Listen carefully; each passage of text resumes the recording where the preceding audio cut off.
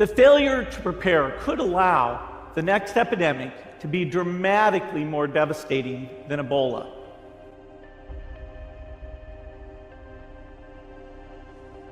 Nature of the virus. Ebola does not spread through the air.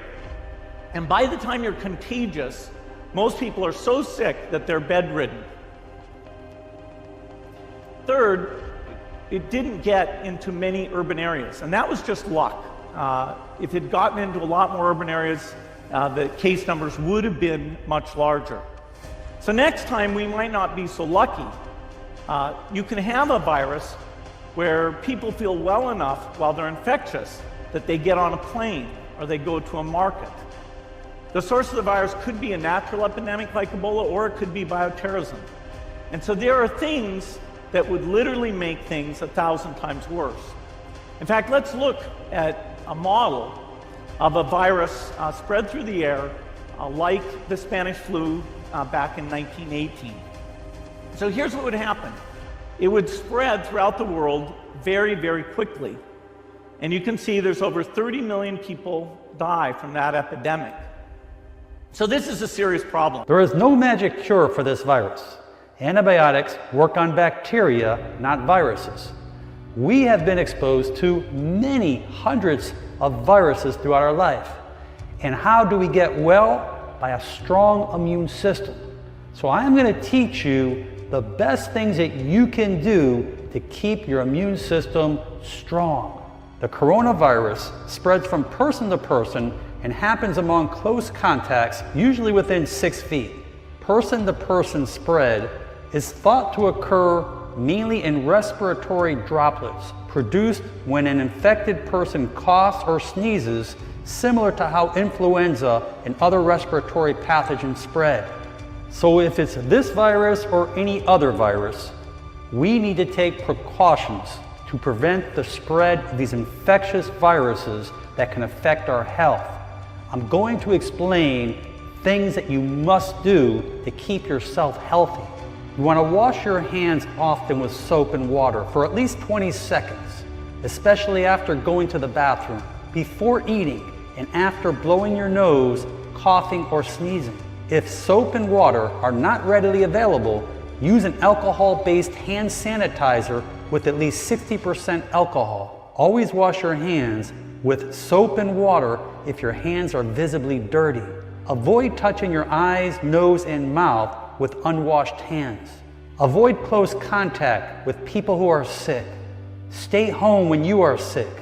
Cover your cough or sneeze with a tissue and then throw the tissue in the trash. Clean and disinfect frequently touched objects and surfaces using a regular household cleaning spray or wipe. We can't stop the outbreaks with quarantine or travel restrictions. That's everybody's first impulse. Let's stop the people from moving. Let's stop this outbreak from happening. But the fact is, it's really hard to get a good quarantine in place. It's really hard to set up travel restrictions. Even the countries that have made serious investments in public health, like the US and South Korea, can't get that kind of restriction in place fast enough to actually stop an outbreak instantly. There's logistical reasons for that, and there's medical reasons. If you look at COVID-19, right now, it seems like it could have a period where you're infected and show no symptoms that's as long as 24 days.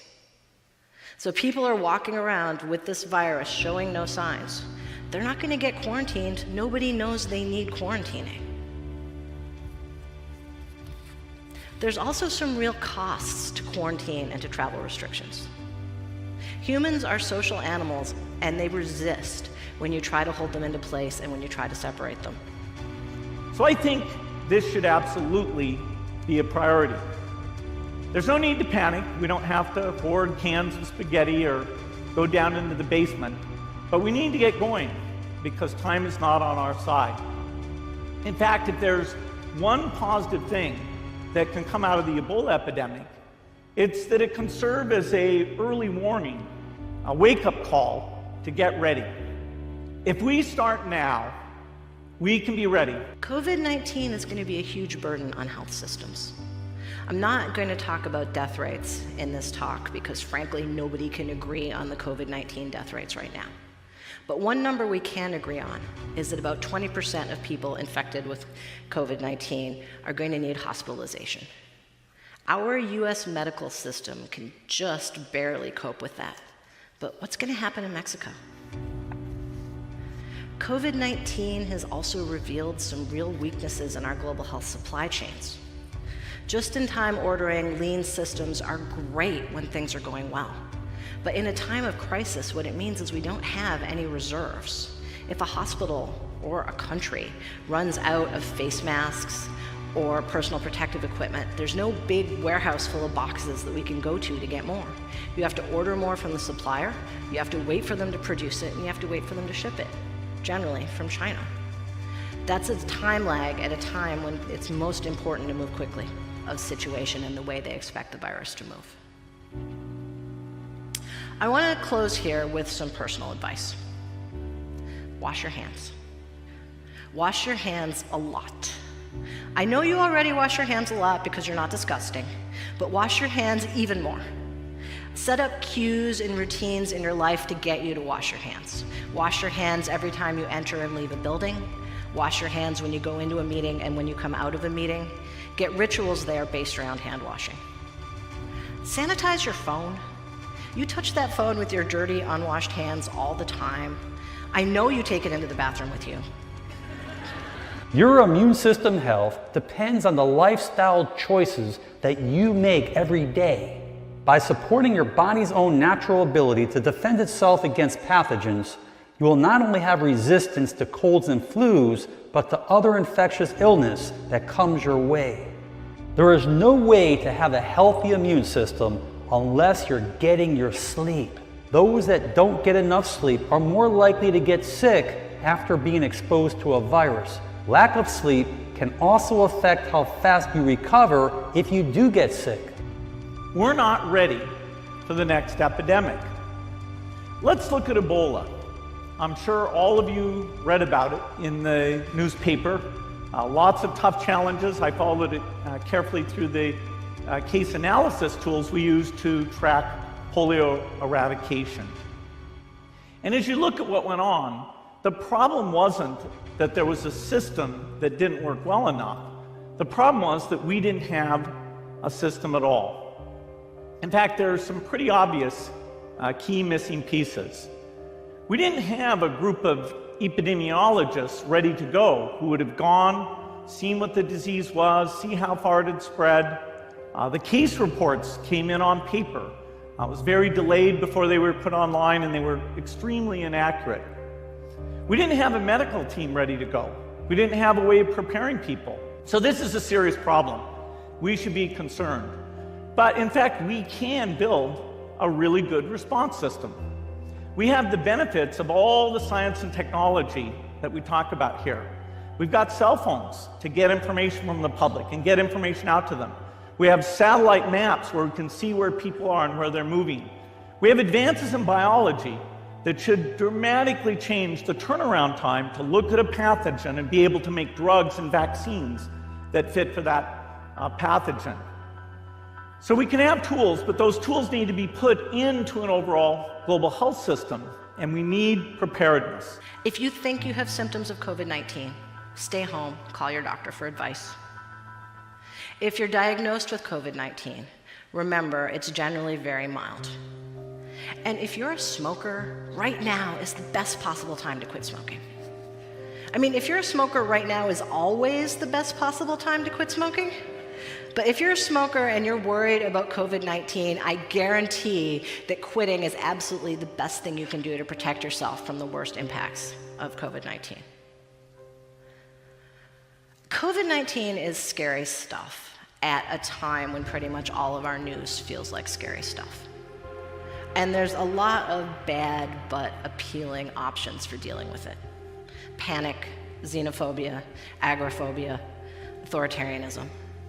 Oversimplified lies that make us think that hate and fury and loneliness are the solution to outbreaks. But they're not. They just make us less prepared. Weakening our immune system. One of the greatest gifts that was given to all of us is the ability to do deep breathing exercises, something that everyone needs to do daily. This will kick in our parasympathetic system. This will strengthen our immune system. Box breathing, practiced by the Navy SEALs, has been proven to reduce stress and anxiety, as well as building your immune system. We saw in the Ebola outbreak that as soon as you put a quarantine in place, people start trying to evade it.